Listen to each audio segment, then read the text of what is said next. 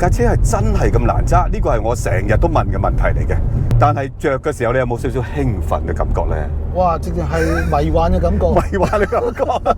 點知佢突然之間砰一聲中你嚇，好刺激，好驚啊！但係咁喎，揸 FD2成日俾警察截嘅喎，係咪教壞人咧？其實我哋呢段片出咗街之後，可能會有啲淨化作用。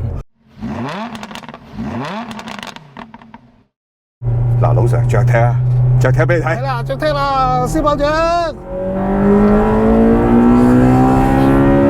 哇！壓縮時空啊！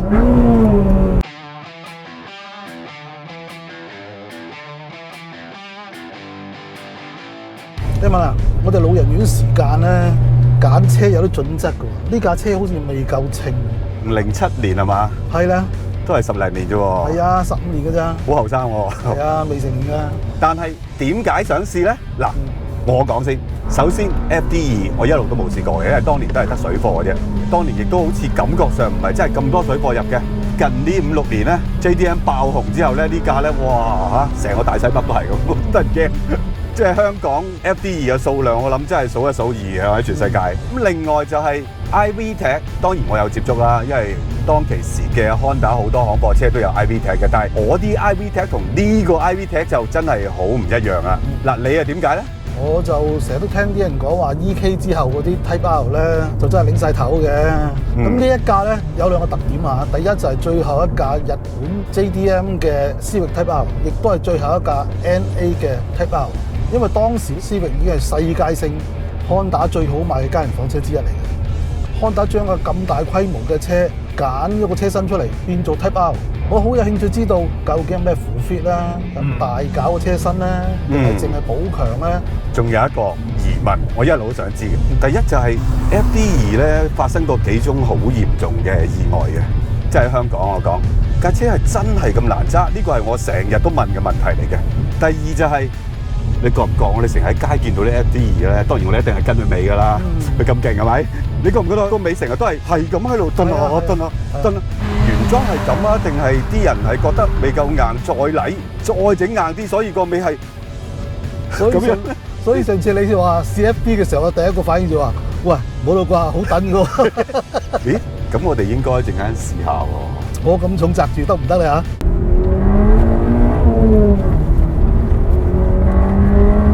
得唔得啊，老Sir？頂得住，頂得住。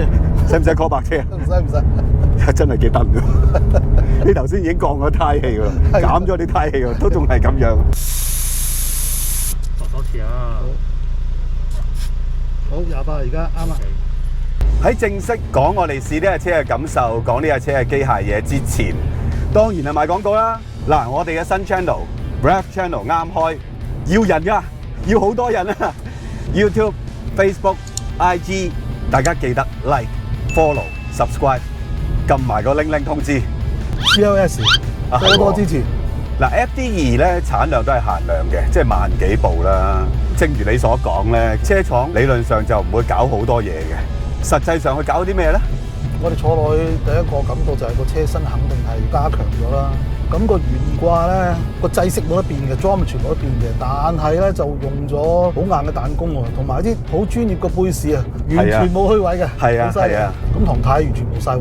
唐太快到離晒譜啊！真係，我只係喺大帽山停車場扭出去咁樣，哇！咁快嘅突然間嚇我一跳。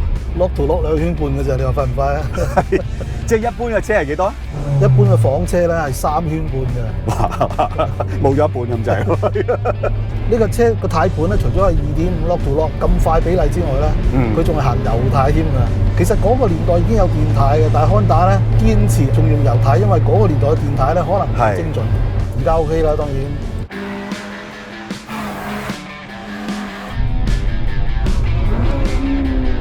FD2其中一個神髓就係擠咗部大引擎落去咯。冇錯啦 ，K20A 嘅 engine 咧就係成部車嘅神髓啦。希望你覺得部 engine 過唔過癮？其實我一路都中意 VTEC 嘅，當然我以前接觸過 VTEC 啦，但係用喺 FD2我都係第一次揸啦。我反而想知道你嘅感覺喎。我又覺得 OK 啊，因為佢 iVTEC 咧，即係其實多咗個 VVTi 同 VTEC 一齊啦。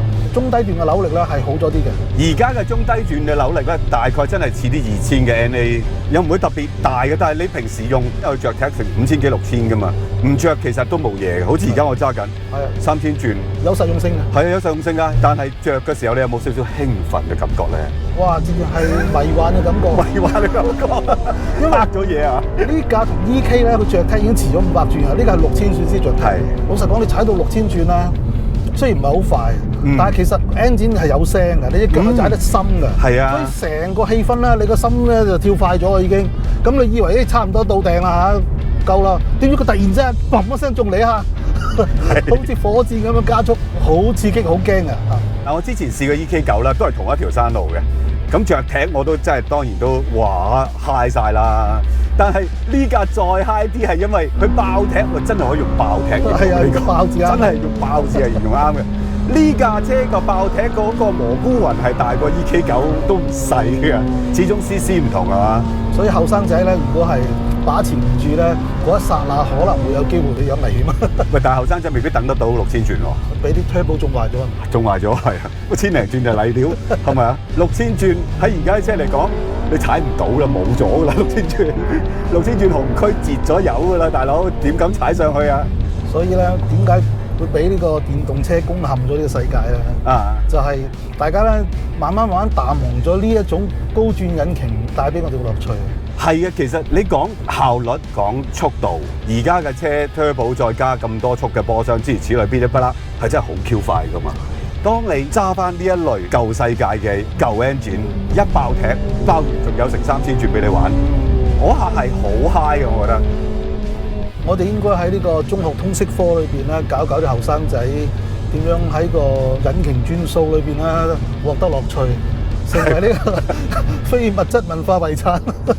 但係咁喎，揸 FD2成日俾警察截嘅喎，係咪教壞人咧？其實我哋呢段片出咗街之後，可能會有啲淨化作用。其實 FD2係咯，好似呢架咁原裝嘅。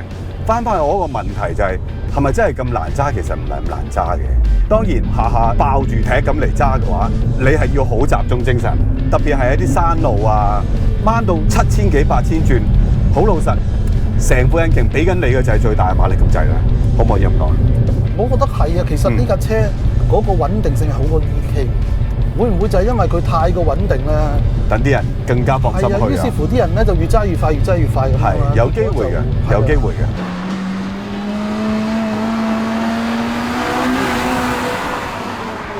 呢副計擠喺 FD2又好似同擠喺其他又有少少唔同個位置，好似係嘛？係啊，大家都批評話 EK 係雙搖臂前懸掛啊嘛。係。咁 EK 之後咧嘅思域就轉咗麥花臣啊，因為實用啊、成本嘅關係。咁大家梗係抱怨啦，麥花臣差啲噶嘛。但係咧今日睇落咧，原來麥花臣都有可取之處喎，就係佢成部機器咧係可以向入邊褪咗好多。係啊係啊。打開個引擎蓋就見到㗎啦，係啊！所以個重心係好靚。嗱，我哋當然係好懷念 EK 嘅，EK 嗰個彎係好到咧，你可以 lay brake 擠入個彎度嘅。但係呢架咧，頭先試過一啲都唔差喎。係，但係個揸法有啲唔同咧。好似我喺賽車場係揸過 EK 嘅，你真係好 lay brake，跟住壓落去，等個尾轆升上嚟，係好彎喎咁樣。當然賽車場先可以咁做啊，你唔好喺街立亂咁做啊。而呢架動態係有少少唔同嘅喎，呢架係壓得好實嘅喎，你知啦，4條胎其實真係 contact patch 唔係好大嘅啫嘛，加埋都唔知大唔大過一張 A3 紙，好老實。呢架車咧就真係俾晒呢啲 contact patch 嚟啦。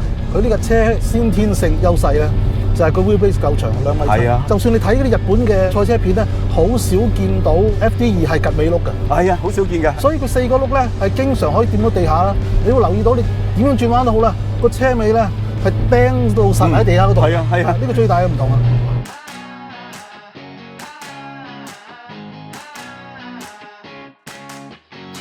咁你頭先試車係咪有史以嚟咁開心啊？嗱咁講，我覺得係刺激就非常之刺激啦。你係咪最開心咧？我覺得因為佢喺高轉同埋急彎裏邊有個爆踢嘅轉折點，所以咧就要好小心。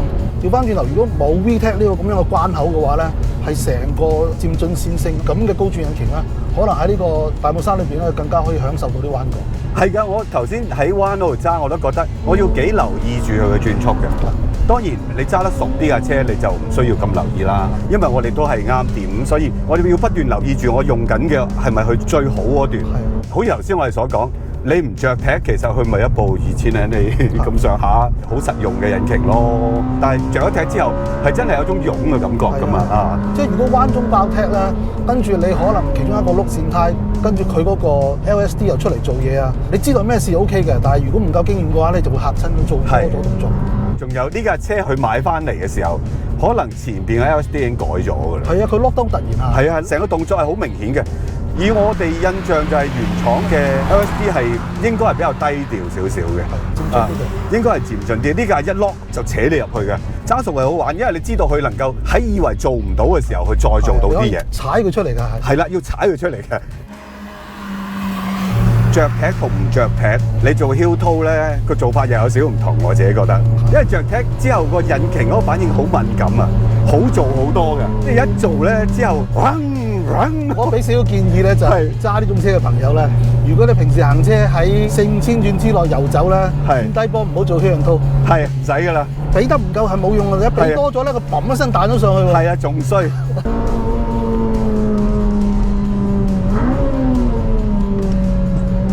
冇幾耐之前好似試過 EK 喎，就呢條路啫喎。係啊。有咩唔同嘅地方啊？首先好似你所講啦，呢架車嘅軸距真係比較長噶嘛，再加上佢真係用咗好鬼硬嘅懸掛，啲杯士所有嘢都好鬼硬。相對嚟講 ，EK 咧呢啲嘅 setting 咧係冇咁誇張嘅。佢喺啲彎嗰度嘅動態咧係喐得多少少嘅，我覺得。最重要係佢真係車輕啊嘛，同埋雙懸骨懸掛我係中意嘅。即係喺啲彎嗰個時候嗰種胎嘅 control 咧，你係感覺到出嚟嘅。咁呢架咧唔係話佢做唔到嘢，但係個做法有少少唔同。我一路都覺得點解咁多人用雙懸骨嘅懸掛嘅 Civic 去鬥車，而唔係用呢架咧？咁當然賽例好有關係啦，但係有得教啊嘛啲嘢，有得微調啊嘛。不過用雙懸骨有好多缺點㗎嘛。咁啊係啊，你啱都交咗學費啦，聽講。我交咗，好貴。雙懸骨裏邊嗰啲杯士個數目咧，同莫花生比啊多咗1倍啦。咁你10零萬公里要維修嘅話，都幾肉赤㗎。我就啱啱換咗6粒杯士我架車，哎呀肉都赤埋。你頭先講嘅咧，我都同意。不過咧，我想補充一樣嘢。就係坐喺 EK9車身上高咧，就好似坐喺張席夢思上高咁樣。個車架好腍啊！你咁講又係喎，你又提咗我呢樣嘢喎。呢架明顯係硬啲嘅喎。兩款車其實相隔唔係真係咁耐嘅，但係嗰個車架嘅剛性咧，哇真係爭好遠。玩完機器就要玩下車架㗎啦嘛。咁都係嘅，都啱嘅。老 Sir。着到好 young look 喎嚇 ，sporty 啲啊嘛。襯翻呢架車係嘛？喂，呢個 Young Life 嘅 JDM 咧，即係 FD2而家賣緊咩價錢知唔知啊？哇，閒啲20幾萬喎。係20零30萬啦，即係睇下前期後期啦。但係有一架神級仲貴3、4、5倍喎。你講嗰架 R？ 係啦。究竟有咩咁巴閉㗎？哦，難以想像，完全諗唔到點可能會咁貴，燙金咁多。係。嗱，我哋都好想試嘅，大家又想唔想睇咧？